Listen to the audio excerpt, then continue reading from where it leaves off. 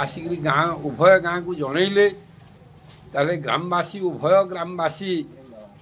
यही जगार यज्ञ वर्षानुवर्ष करने शपथ नहीं से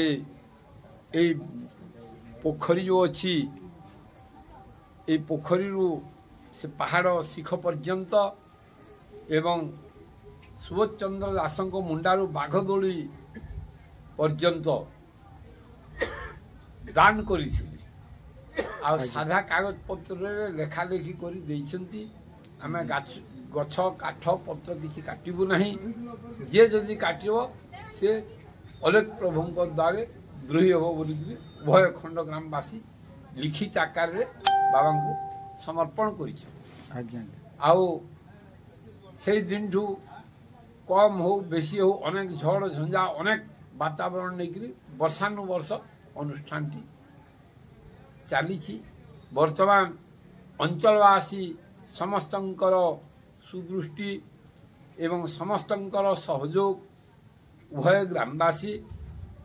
ए अंचलवासी समस्त सहयोग रे कार्यटी सुचारू रूप से परिचालना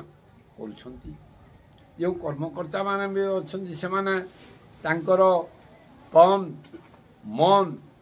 धन देकरी जेभली सुंदर भाव में हेब ताले से